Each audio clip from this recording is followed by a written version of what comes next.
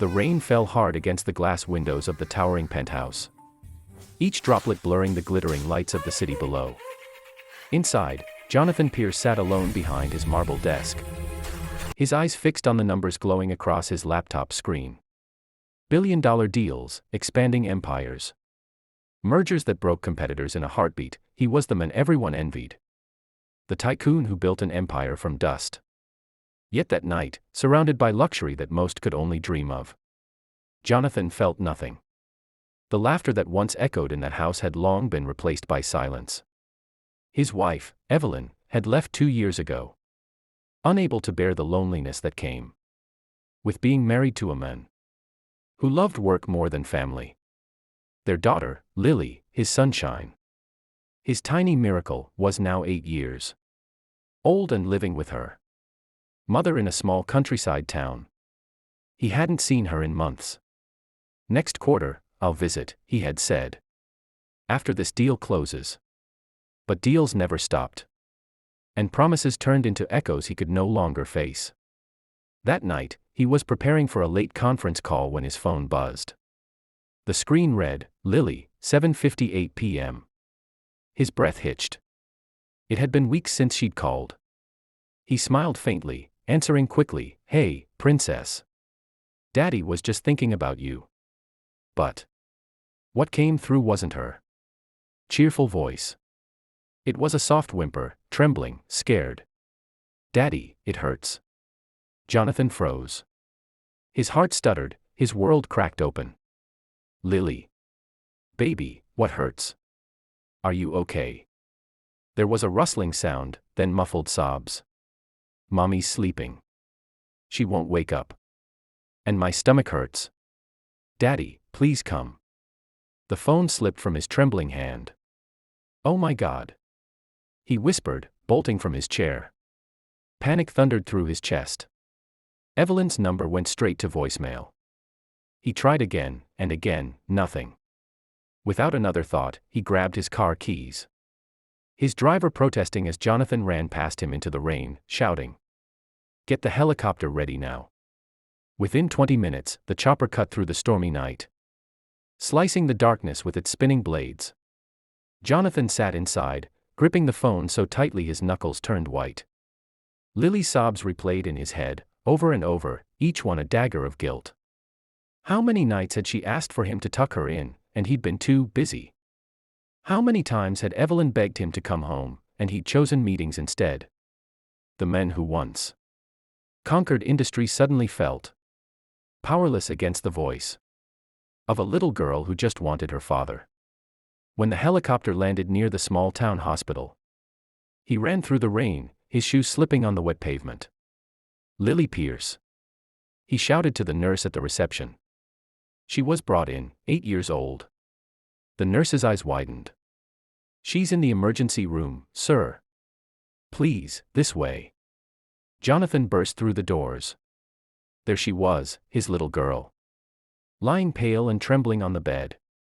Wires hooked to her tiny arms, doctors rushing around her. "Lily," he gasped, rushing to her side. She opened her eyes weakly, her lips trembling into a faint smile. "Daddy. You came." He choked back tears, holding her small hand in both of his. "Of course, baby. Daddy's here. Everything's going to be okay." The doctor cleared his throat gently. "Mr. Pierce, your daughter's appendix ruptured hours ago. We're preparing for emergency surgery. She's in a lot of pain." Jonathan's vision blurred. Hours ago. Why didn't anyone? Where's her mother? The doctor hesitated. Her mother was found unconscious at home.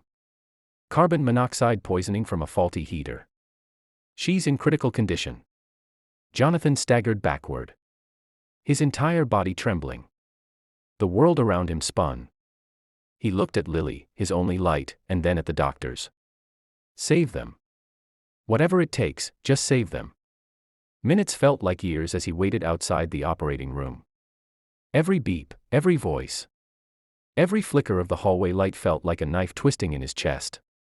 For the first time, Jonathan Pierce, the man who never believed in prayer, fell. to his knees on the cold hospital floor. God, please, he whispered. I've spent my life chasing things that don't matter. Take everything, every dollar. Every deal, just don't take my little girl. His tears hit the floor, mixing with the dirt and rain from his shoes. He remembered the time Lily had painted his office door with pink handprints. Giggling, now you can't forget me, Daddy. He'd been angry then, so angry that he'd scolded her and ordered his assistant to repaint it before a client meeting. But tonight, those handprints haunted him. He had built towers of glass and steel but had forgotten to build a home. Hours later, the doctor emerged, pulling down his mask. She's stable, he said softly. Your daughter's going to be okay. Jonathan's knees gave out, and he exhaled a shuddering breath of relief. Thank you. Thank you so much. But the doctor's face dimmed.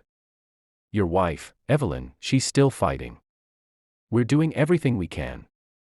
Jonathan closed his eyes. For years, he'd taken her strength for granted, assuming she'd always be there. And now, the woman he once called his heart might slip away because he'd been too blind to see what really mattered. He sat beside Lily's bed through the night, brushing her hair from her forehead, whispering stories she loved when she was little. She smiled faintly in her sleep, murmuring, Daddy, don't go. His heart shattered again. Morning came with golden light seeping through the blinds. The city he ruled seemed like another planet now, cold, distant, meaningless. When Evelyn finally woke, pale and weak but alive, Jonathan rushed to her room. She blinked at him, surprised, her voice barely above a whisper. Jonathan. You came. He nodded, his voice cracking.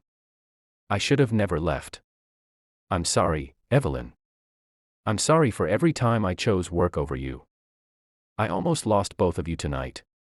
Her eyes filled with tears, not of anger, but of exhaustion and quiet forgiveness. We just wanted you home, she whispered. Lily missed you every night. He sank to the floor beside her bed, holding her hand. You'll never have to miss me again, he promised. No business deal is worth this kind of pain. Weeks passed. Lily recovered fully, and Evelyn slowly regained her strength. Jonathan sold his penthouse, his company shares, and even the private jet that once symbolized his success. The media called him the billionaire who disappeared. But Jonathan didn't care. He bought a small cottage near the countryside hospital, where he could watch the sunrise with his family every morning. Lily would sit on his lap, giggling as they painted together, their laughter echoing through the home he'd almost lost. One evening, as they sat under the stars, Lily looked up at him and said, Daddy, are you happy now? Jonathan smiled through misty eyes. More than I've ever been, Princess. You and Mommy are my whole world. She hugged him tightly, her little arms wrapping around his neck. Then promise me you'll never stop smiling. He kissed her forehead. I promise, sweetheart.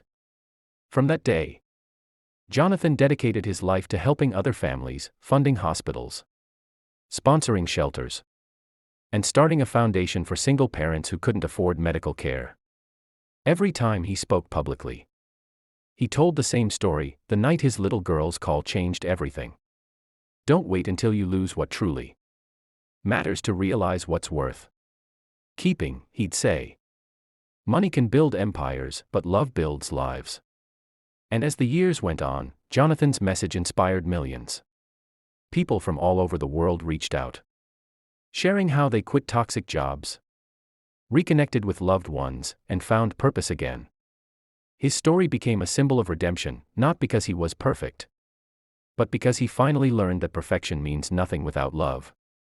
And every night, when the rain tapped softly against the window, he'd hold Lily close, whispering, Daddy's here. Princess. Always. The echoes of his old life faded into memory, replaced by laughter, warmth, and the quiet peace of a man who had finally found his way home.